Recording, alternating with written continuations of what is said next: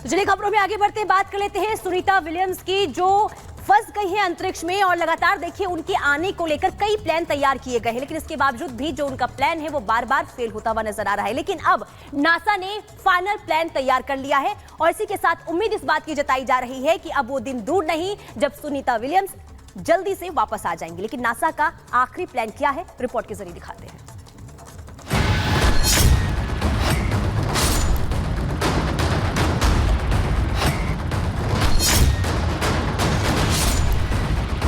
अमेरिकी aircraft company Boeing और NASA के संयुक्त मिशन पर अंतरिक्ष में गई भारतीय मूल की सुनीता विलियम्स अंतरिक्ष में फंस गई हैं। सुनीता इस मिशन के स्पेसक्राफ्ट की पायलट हैं।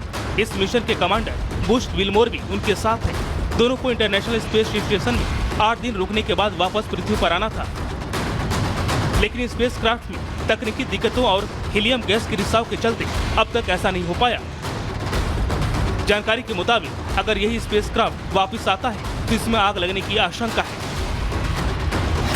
सुनीता विलियम 5 जून 2024 को स्टार लाइनर नाम की स्पेसक्राफ्ट में सवार होकर स्पेस मिशन पर गई थी। पिछले महीनों में स्टार लाइनर के लॉन्चिंग को कई बार टाला गया था। इसके बावजूद 5 जून को इसने धरती से उड़ान भरी और 25 घंटे के सफर के बाद Sunita Williams international space station पहुंच गई। लॉन्चिंग के साथ ही बोइंग एस्ट्रोनॉट्स को स्पेस स्टेशन तक ले जाने और वापस आने के मिशन पर काम करने वाली दूसरी प्राइवेट फर्म बन गई। इसके पहले एलन मस्क की स्पेस एक्स ये कारनामा कर चुकी है।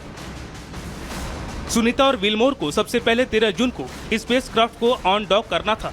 इसका मतलब है स्पेस स्टेशन से पृथ्वी की तरफ वापस का सफर शुरू करना था, लेकिन ऐसा नहीं हो सका। इसके बाद 19 जून को जानकारी सामने आई कि स्पेसक्राफ्ट की वापसी की नई तारीख 26 जून को तय की गई है, लेकिन फिर ऐसा नहीं हो सका। अब कहा जा रहा है कि 2 जुलाई को फिर एस्ट्रोनॉट्स की वापसी की कोशिश की जाएगी। अमेरिकी मीडिया का दावा है कि नासा और बोइंग को 5 जून को हुए लॉन्च से पहले ही स्पेसक्राफ्ट में हीलियम के रिसाव के बारे में पता था। रिपोर्ट के मुताबिक इसके बावजूद उन्होंने लॉन्च नहीं रोका। जब स्टार लाइनर ऑर्बिट में पहुंचा तो इसमें 4 और जगहों से हीलियम गैस लीक होने लगी।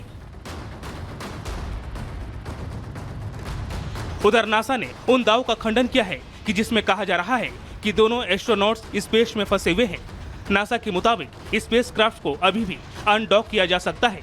इसे इमरजेंसी की स्थिति में उड़ाया भी जा सकता है। नासा के मुताबिक अनडॉकिंग के बाद स्पेसक्राफ्ट 70 घंटे तक उड़ान भर सकता है, जबकि उसे वापसी के लिए करीब 6 से 7 घंटे की फ्लाइट लेनी है।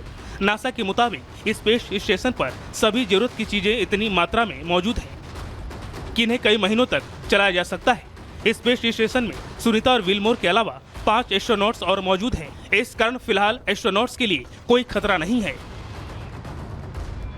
नासा भले ही सब कुछ ठीक होने का दावा कर रहा हो, लेकिन जब तक सुनीता धरती पर सही सलामत नहीं आ जाती तब तक नासा के दावों पर यकीन नहीं किया जा सकता। ऐसा इसलिए कह रहे हैं क्योंकि इससे पहले भारतीय मूल की कल्पना चावला स्पेस मिशन से लौटते समय अपनी जान गंवा चुकी हैं।